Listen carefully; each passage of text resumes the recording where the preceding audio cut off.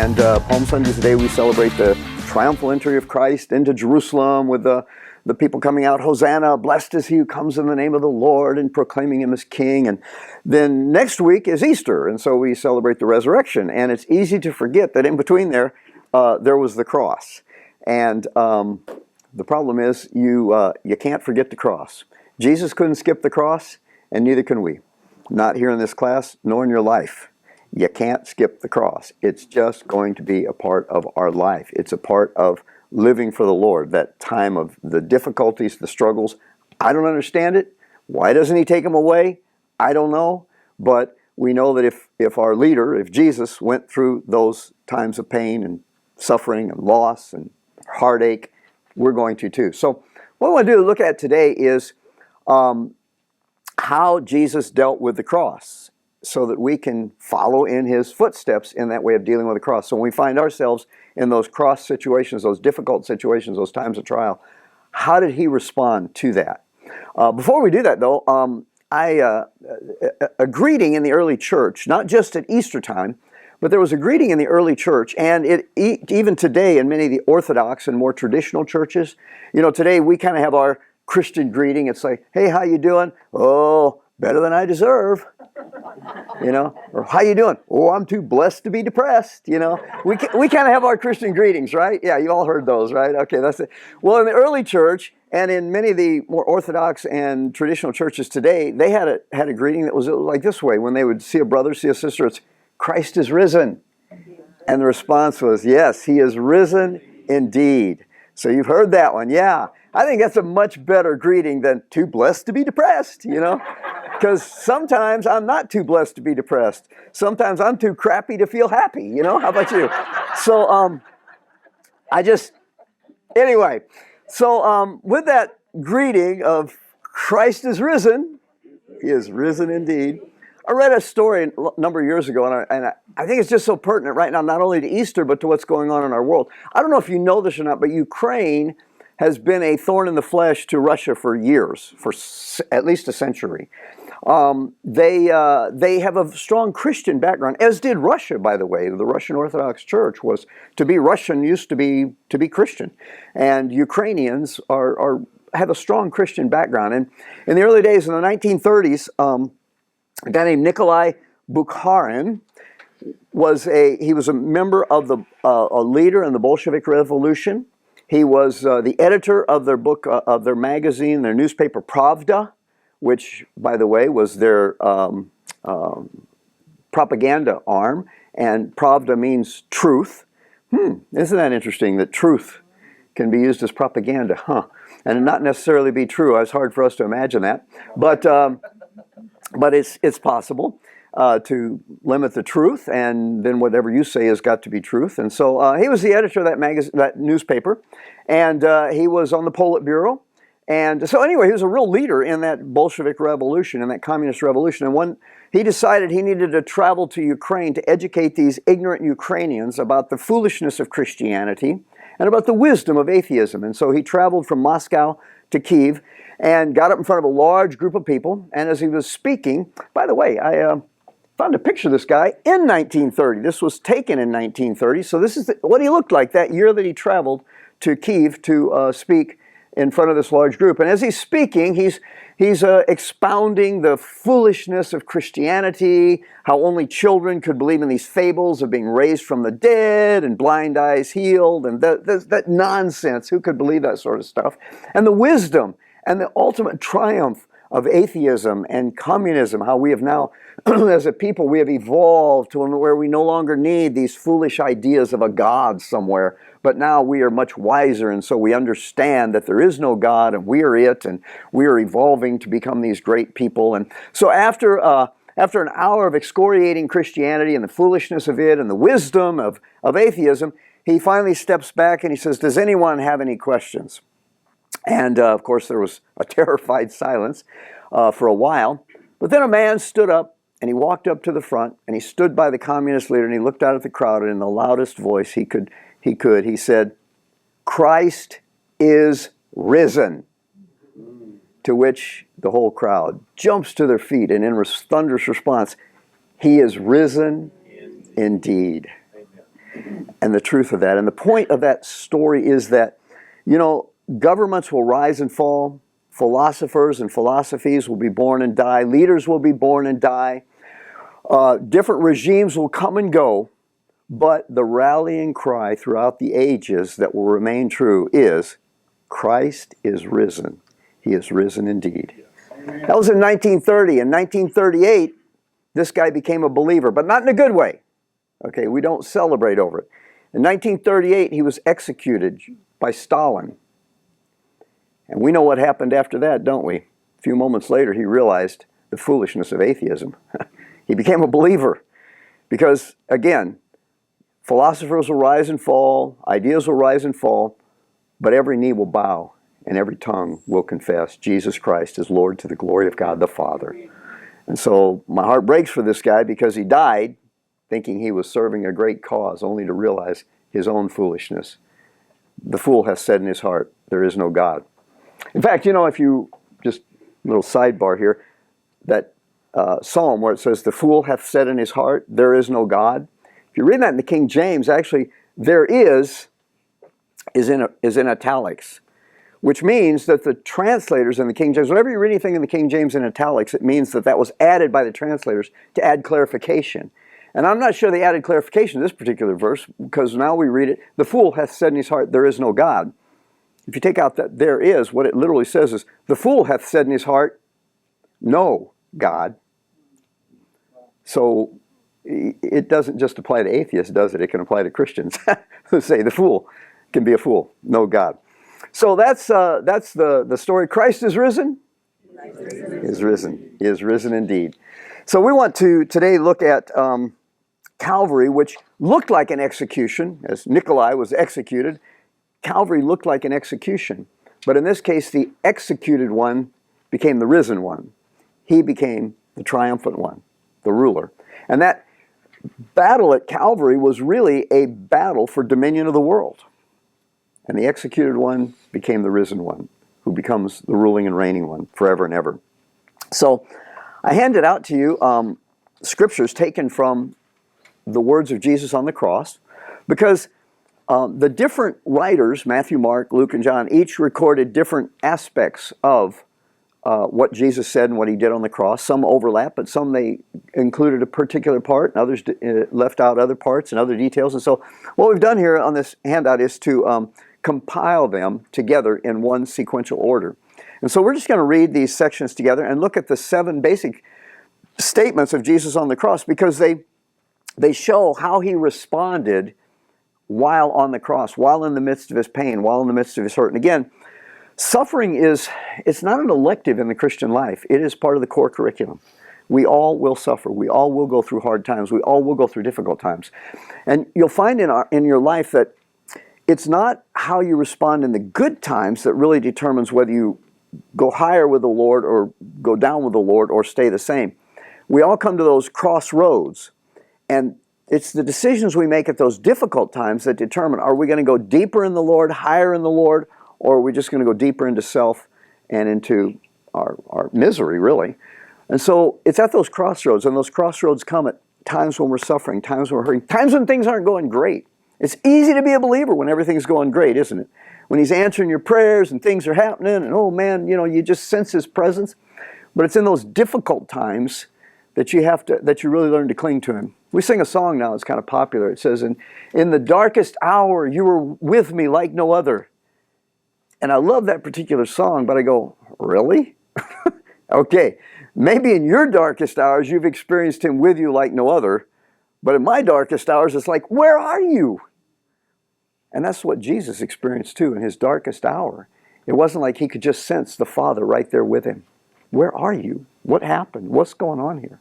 So let's look at this and see how Jesus responded in those darkest hours.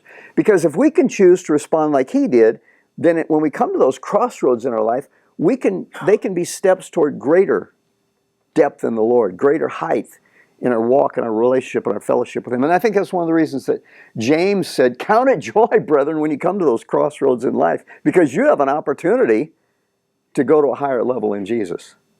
He said it this way. He says, you know, that tribulation works patience. And once the patience has had its full work, then you'll be a perfect person, lacking nothing. So let's look at these things and see what we can learn.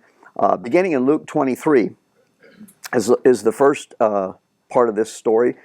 Verse 32, 23:32 Luke. 2 others, both criminals, were led out to be executed with him.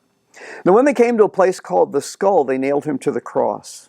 And the criminals were also crucified, one on his right and one on his left. And here we have the first recorded words of Jesus. Jesus said, "Father, forgive them, for they don't know what they're doing." And the soldiers gambled for his clothes by throwing dice. Father, forgive them, they don't know what they're doing. I think it's fascinating that the very first statement out of his mouth was a prayer. Father, forgive them, they don't know what they're doing. But the very first word out of his mouth is Father. Father. Wow. Wow. I think, you know, it's like in those difficult times, the very first thing we need to do is remind ourselves that Father, God, is there with us. He hasn't abandoned us. He knows what's going on. And He's not an angry God. He's a Father. He's a loving. He's a caring. He's still the same caring, compassionate, loving God. In those difficult times when everything seems to be falling apart, He's not abandoned us.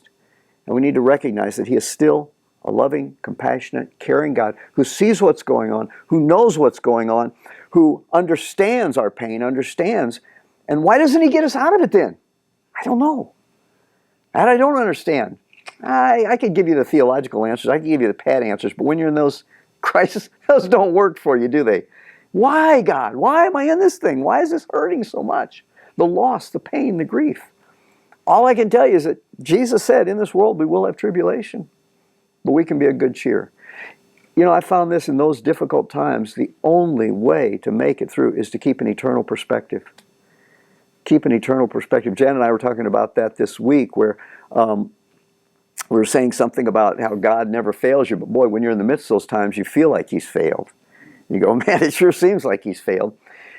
In the middle of it, it seems like it, but you have to look at it from an eternal perspective. And, you know, how come He didn't deliver me? How come He didn't help me? How come He didn't heal me? How come He didn't do... 2,000 years from now, looking back on it, what do you think is going to be your perspective on it? Oh, He did. He did heal. He did deliver. Quick story, I was coming to the end of reading through Job one time and talked about how God gave Job more kids and this and that. And I thought, well, Lord, I don't care if I had my kids die. I don't care if You gave me 50 more kids. That wouldn't take up the place of these kids. It doesn't make up for that. And I was kind of murmuring, you know, mumbling to the Lord and saying, big deal. And it's like the Lord said, I never said it made up for them. But let me just ask you a question. I thought, I've just read through Job, where the Lord said, Job, let me just ask you a question. I thought, here it comes. And I just sensed the Lord saying, do you think for the last thousands of years, Job has been complaining to me about it? And I realized, no, he's with his children, and we have to keep that eternal perspective, or we will not understand, and we will be frustrated. And so the first words out of Jesus' mouth are, Father. Father, I recognize You're still there. You understand what's going on. You care about me. You're compassionate. Father, and then what's the next 2 words? Forgive them. Forgive them. And so, unless we, first of all, whenever we're in that crisis time, whenever in that time of pain, wherever in that time of grieving, if we don't, first of all, recognize that God is in it with us, then none of the rest of this is going to be possible. None of the rest of this is going to make any sense. And so we have to recognize that God is with us in this time of crisis. And then the second thing is we have to forgive. Forgive those who are hurting us. Forgive those. And the thing I love about that is that wasn't just Jesus speaking about the Roman soldiers or about these people here or those who betrayed Him or the Pharisees out there. But that was like a cry, a prayer that echoed down through the ages to you and to me and to millions others. Father, forgive them. Father, forgive them. Wow. And so forgiveness is the second thing we need to do in that. And, you know, one of the things I believe that a mark of maturity, a way to judge your maturity in the Lord, is how long it takes between the commission of the offense and your forgiveness. For example, if you get offended, if somebody hurts you, somebody does something bad to you, and it takes you an hour or a week or a month or a year or 10 years to forgive, the bigger that gap, the less we're like Jesus. Because he not only forgave in the midst of his pain, he didn't wait until he was resurrected, he didn't wait until he was back again to forgive, but in the midst of his pain, he could forgive. Wow. And when you think about it, it's even more amazing than that, because I hadn't even forgiven. I hadn't even sinned yet. I hadn't even done anything yet. And he forgave me before I even did anything. And so I believe that's a picture of how we are really to walk, in that I'm walking in so much forgiveness that when someone hurts me, they've already been forgiven. There's nothing to do. It's already forgiven. That's becoming like the Lord. Because before I ever did anything wrong, he said, Father, forgive Rick, forgive him. He just, as you know, he most of the time doesn't know what he's doing. And so that's a real measure. That's a goal I have for my heart, is that I will just walk in such forgiveness that when the offense comes, it's already forgiven. Don't need to forgive. It's already forgiven. Nothing sticks because you're already forgiven. So the first thing, Father, forgive them. They don't know what they're doing. And then in verse 29, again, Luke 23, verse 39, 23, 39, one of the criminals hanging beside him scoffed, "So, you're the Messiah, are you? Prove it by saving yourselves and us too, while you're at it." But the other criminal protested, "Don't you fear God even when you've been sentenced to die? We deserve to die for our crimes, but this man hasn't done anything wrong." And then he said, "Jesus, remember me when you come into your kingdom." And Jesus replied, "I assure you today you'll be with me in paradise." Wow. Now, little known fact among the Christian church, you do know that one of these thieves, we're not sure which one of them was the Apostle Paul's father. You say, now where did you get that? Well, Paul clearly in Romans, he says, "My old man was crucified with Christ." Groan, groan, groan. Okay, I know that's really bad. Okay, it wasn't.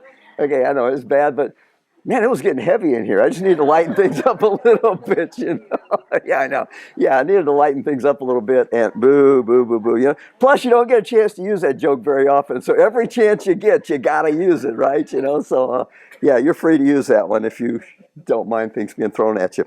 So the next thing he does is a man's like pouring salt into his wound. Here he's dying, and this one thief is saying, "Who do you think you are? You claim to be Messiah. Well, go ahead and save yourself. Save us too while you're at it. Come on." And so he's being attacked. I mean, and like the Pharisees there were making fun of him as well, and laughing at him and ridiculing him and mocking him. And he didn't say anything to them, did he? He didn't lash out. He didn't respond back. And he sure could have, couldn't he? He could have lashed out, but he didn't. Instead, he reached out to this other man who's dying with him. And he says, "This day you'll be with me in paradise." And so he, in the midst of his own pain, he's considering others and reaching out and caring for them. I remember a Christian psychologist one time, I can't remember which one it was, but he said, when people come to me and they're discouraged and they're depressed and they're going through a hard time, he says, I give them counsel that surprises many of them, because I don't tell them to focus on and consider what's going on inside of yourself and focus on yourself. He says, instead, I encourage them to go out and find someone else that they can help and that they can care for. He says, because oftentimes in helping others, you find your own healing. You find your own restoration. You find your own health coming back because you're giving, you're giving, you're giving. This is exactly what Jesus did on the cross. In the midst of his own pain, he's concerned with this thief. And he says, "You'll be with me." He encouraged him, speak amazing words of encouragement. If you're dying, I can't imagine any more greater words of encouragement than to say, "Hey, you're going to be with me in paradise." Wow, because that's the only thing that's on your mind when you're dying, right? Where am I going to be when I open my eyes again? And he says, "You're going to be with me in paradise." And this concept of reaching out to another is so important that we see it reiterated actually in the next thing he says. So reading on down, we're going to jump to John 19 now. Standing near the cross were Jesus' mother. We see 4 ladies listed here. Jesus' mother and his mother's sister, Mary, the wife of Clopas, and Mary Magdalene. So 3 of them are named Mary. And now you're going to think I'm joking here too, but I'm not. Mary's mother, there's a good possibility that that was actually the mother of, not Mary's mother, Mary's sister. It's a good possibility that was the mother of James and John. Because in Matthew 27, it gives the name of the ladies again, and it names Salome as being there. And we know Salome was the mother of James and John, which, if that's the case, that Salome was the sister of Mary, then James and John were actually cousins of Jesus. Possibility.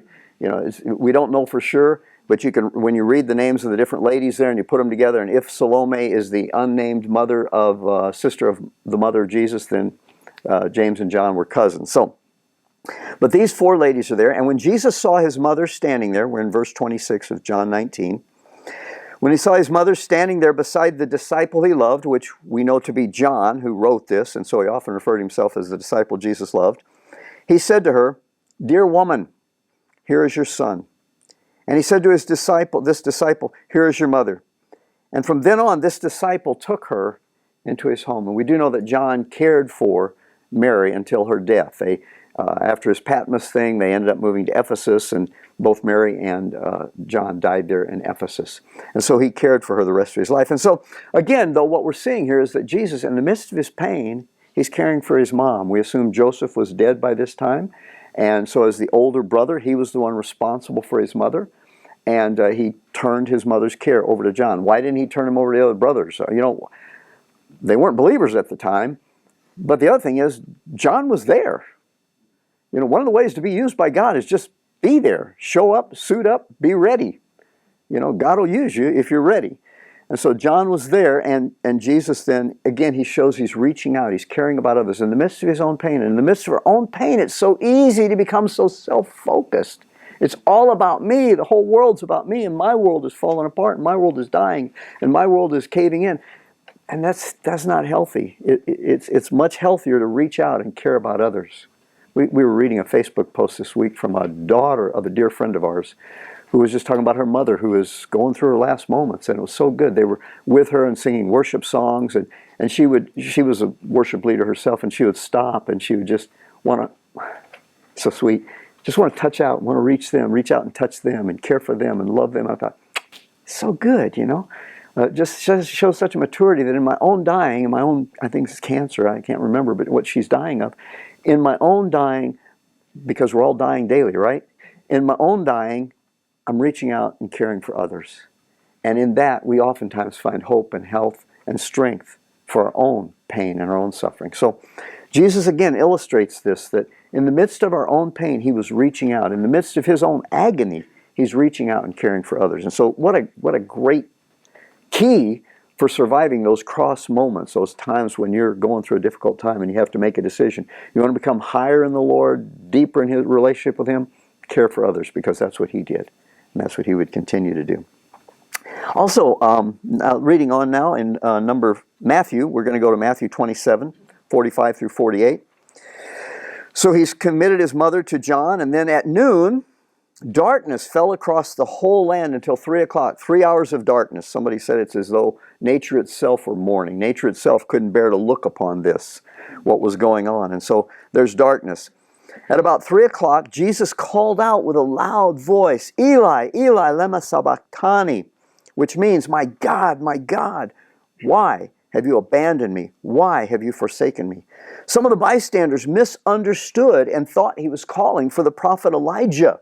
Eli, Eli, thought he was calling Elijah. So one of them ran and filled a sponge with sour wine, holding it up to him on a reed stick so that he could drink. But the rest of them said, wait. Let's see if Elijah comes to save him. And so I see in this, that in the midst of our pain, first of all, it's okay to acknowledge that things aren't the way they should be. I'm too blessed to be depressed. You don't have to always be too blessed to be depressed. Sometimes it's okay to, when you feel like God's abandoned you, to acknowledge that. God's not going to get upset. God, where are you in this situation? He knew, and we know. Where is he? But why aren't you helping me? It's okay. You don't have to fake it till you make it, is I guess what I'm saying. It's okay to be down as a believer. It's okay to go through times when you don't know. Don't let the guilt or whatever you feel associated with that keep you from getting back up again. It's okay. Jesus himself felt abandoned, and it's okay to cry out to God, God, help me here. Help me here. My God, why have you abandoned me? But here's the thing, when you're in those times, you can guaranteed, when you're in those times when you're kind of crying out to God and you're not understanding where God is and he's abandoned you, guess what? You're going to be misunderstood. He cried, Eli, Eli. They misunderstood. Oh, he's calling for Elijah. And you're going to be misunderstood in those times because people, even though they may have been through times like that themselves, they're not there now. And so it's easy for them to misunderstand you and what you're going through. And what usually happens is one of two things. They either offer you vinegar, like that would help out. If I'm ever thirsty and I'm ever in need, don't offer me vinegar, okay? I don't even like it when I'm feeling good, okay? So don't offer me vinegar. And so, but that's what happens oftentimes. People try to reach out and help you.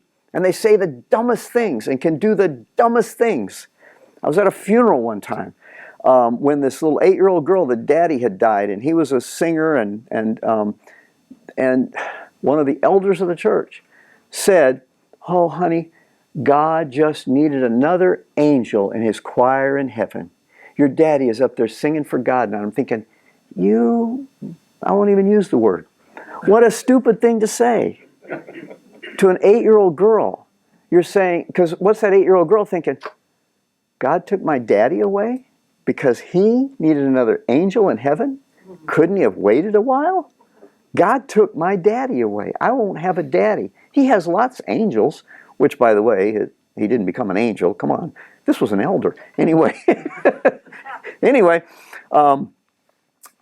we can say the dumbest things to people in an attempt to help. And the Bible gives us wisdom on what to do when people are mourning, and it's not come up with all the wise answers. Oh, they're in a better place now. Yeah, it's true, but it doesn't help. It says to mourn with those who mourn. And I found the best thing you can do when somebody is grieving is just, Job's friends were awesome friends at the start. Because all they did was just come and sit with him for a few days. They just sat with him. Everything was going good until they opened their mouths. And then it went downhill really fast. And so when people are in pain, just sit with them.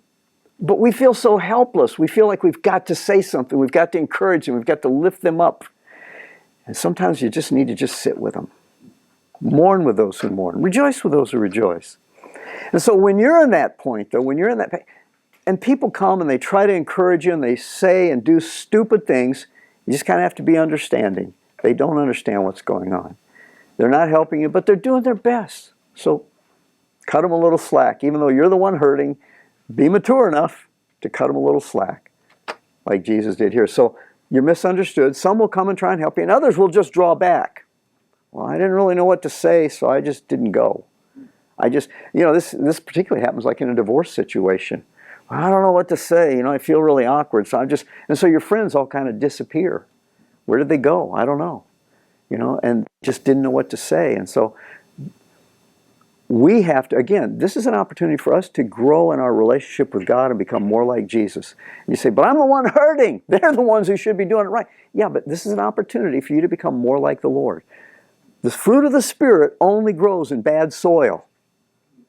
By that I mean, you can only learn to be patient and kind when you got all kinds of reasons to not be patient and not be kind. And so here's a chance for you to be more patient and more kind and to be more like Jesus, because you're in a hard place and people are going to just really do dumb things. They're going to draw back, or they're going to try and help and do and say dumb things. And so again, in that moment of pain, you realize, okay, here's an opportunity for me to be more like Jesus. And here's the other thing about that. So many people, too, get really upset at the church, whatever the church is. People get upset at the church. The church didn't help me. The church wasn't there for me. I believe that many times God causes friends and the church to draw back so that we have no option but to learn to lean on Him ourselves and only Him. Because many times in those things we want to surround ourselves with folks who are going to sort of dull the pain with just noise. And it's a chance for us to draw closer to the Lord. It's a chance for us to learn that if all you have is Jesus, He's enough. And so I believe many times God will cause people to draw back. Many times He will cause the church to be less than they should be responsively to pain that's going on in our lives, so that we can learn to lean only on Him. And so don't use this as an excuse to get bitter at the church. Learn to lean on Him. And of course, that's what Jesus is doing. He's not saying, why aren't you all helping me? He's saying, God. He's crying out to the Lord. Where are you in this situation? I know you're the only one that's going to help me through it. So it's okay to be honest with God. It's okay to cry out and wonder where He is. And don't expect other people to be much help at the time, because God's put you in this so that you can learn to lean on Him in those difficult times. Moving on, number 5, we're going to go to John 19. And Jesus knew that His mission was now finished. And to fulfill Scripture, He said, I am thirsty. That's two passages, Psalm 22:15 and Psalm 69:21, talk about Him being thirsty, His tongue cleaving to the roof of His mouth, and about them giving Him vinegar and gall to drink.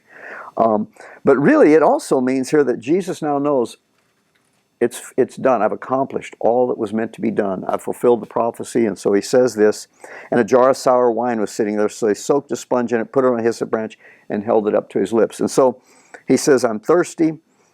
He realizes now that everything that He's been sent to do, the price has been paid, it's all accomplished, it's all done. And so He says that, I'm thirsty. And what I see in this is it's okay also to be aware of the fact that you need others. You do need help from others in this.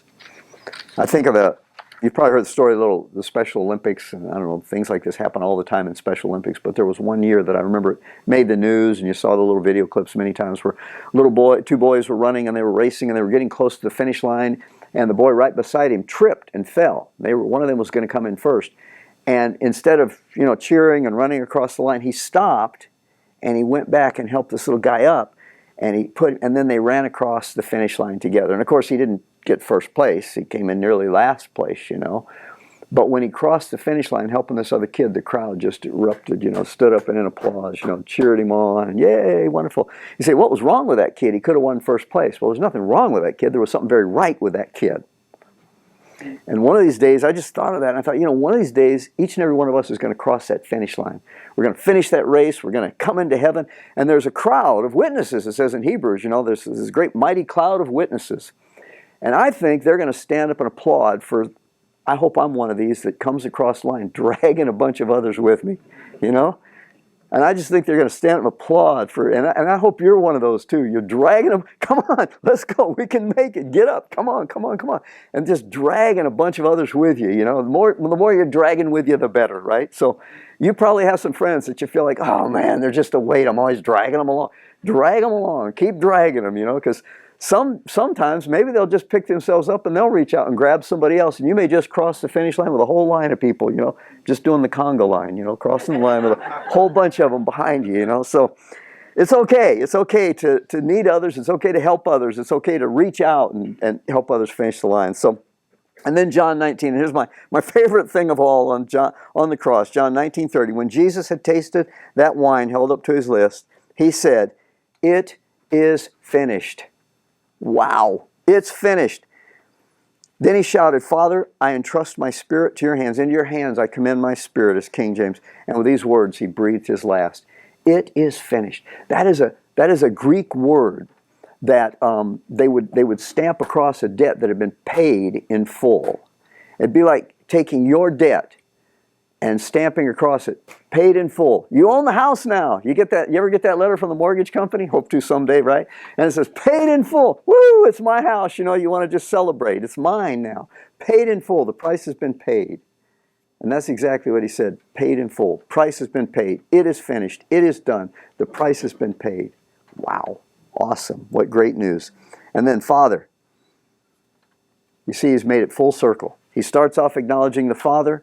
And just before He goes, He's reminding Himself again, Father, it's into your hands. A loving God who compassionate God who cares about me in the midst of my pain, in the midst of my sorrow. Father, into your hands I commend my spirit. Why God allows these things in our lives, I don't really know. I can give you all the right answers, because it conforms us to the image of Jesus. James talks about, count it all joy when you face trials of all kinds, because to perfecting your faith, you'll be perfect, lacking nothing. All these good things, they don't really help that much when you're in the midst of it. Romans 8:28 is one of my favorites. It's hard to believe. In fact, it starts off, Romans 8:28 is the one that talks about all things working together for our good. And it starts off with a word, and I go, oh, I wish that were really true. I'm not sure this is really true, this passage in Romans 8:28. I mean, the first part of it I'm not sure is true, because it says, and we know that all things work together for good to those who love God, to those who are calling Him to purpose. I'm saying, I'm not so sure I always know that. The rest of the verse I have no problem with. I know that's true. When it talks about me knowing that, I go, I'm not sure I always know that. I may know it here, but I'm not sure I know it here in my heart. But we can be assured that in all these things, all these difficulties that are coming in our lives, it's an amazing promise. If it weren't in there, I can't believe anybody, you couldn't have made this thing up. It's just too good to be made up.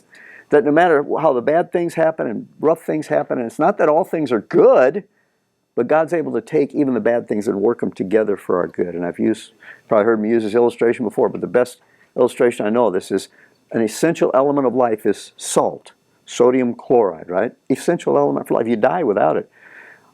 And yet both those compounds, sodium and chloride, are poisonous, dangerous. But you put them together and they become an essential element for life. This may be a horrible thing that's happening in life, no doubt about it. And this is a horrible thing going on in your life. But God is somehow able to take these things and weave them together and work them together, that they work together for the good of those who love Him and those who are the called according to His purpose. That's us. We're called according to the purpose of God. So with that, quick review here. When we face the cross, we're in the midst of that pain. Remember, Father, first thing, God's there with it. Forgiveness, walk in forgiveness. If you're holding on to bitterness, you somehow, I don't know exactly how it works, but somehow we bar God working in our lives, Unless we forgive others, the Father can't forgive us. I don't know about what all that means, but I just read it and believe it, You'll be with me in paradise. Remember to reach out and encourage others. And dear woman, here's your son. Remember to think about others. It's so easy to focus on yourself, but focus outward and see if you can't find someone that you can minister in that time. You will be understood. Eli, you will be understood during those times. Just have grace for those who understand. It's a chance for you to show the grace of Jesus in a hard time. I'm thirsty. Don't try and do it on your own. You can reach out and find others who can help you. And then remember, it's finished. No, none of these problems came to stay. The old farmer, he talked about, what's your favorite passage? I like that passage where it says it came to pass. What do you mean it came to pass? That's not yeah, it came to pass. It didn't come to stay. So all our difficulties, they came to pass. They didn't come to stay. They're not here forever. They're going to go away. So it is finished. And then Father, and then the ultimate thing is commit it to the Lord. Into your hands I commit my spirit, Lord. I commend my spirit. I give it to you, God. I don't understand it. I may never understand it this side of eternity. I may not even understand it in eternity. But I know that you're my Father. I know that you love me. I know that you care about me. I'm going to put my hope and my trust in that. Nothing else may make sense, but I know that you're my Father and you redeemed me. Close with an old story. I remember I was listening to a comedian one time. I think it was on radio. I don't remember. He said he was okay. He wasn't really that funny, but he was okay. And then he started on Christians. So I thought, let me hear what he has to say here on this. And he said, I got some friends. They're Christian friends. He says they're the funniest people. He said around Easter they'll start talking about the resurrection. And they'll get all excited about the resurrection. Oh, Christ is alive. He's resurrected. Oh, he says, and I just don't they realize that happened 2,000 years ago? And everybody laughed, ha-ha, and I go, oh, that is a little interesting. Because I get pumped about the resurrection. I think it's exciting. That's awesome. Yeah, but it happened 2,000 years ago. How can something happen 2,000 years ago? And I was just thinking about that and sort of praying about it. Lord, why do me, and I know others, get so pumped about the resurrection? It's 2,000 years ago. And I realized it's because for us, it's not 2,000 years ago. For us, it's an everyday experience. Because He lives. Every day I have hope. Every day I have a future. I have a promise. Every day I can find joy and peace. And I can find a contentment in this world that there's no other place you're going to find it other than the fact that Christ is risen. He's risen indeed. He is risen. And so because He lives, we too can live and will live. Christ is risen. He's risen indeed.